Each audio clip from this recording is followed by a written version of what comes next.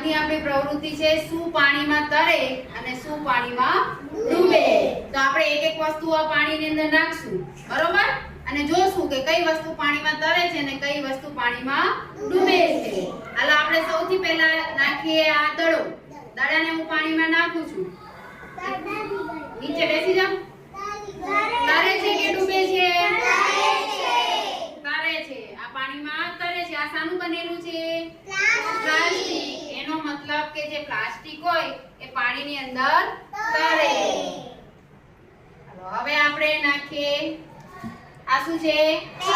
Pen. એને આપણે પાણીમાં નાખીએ.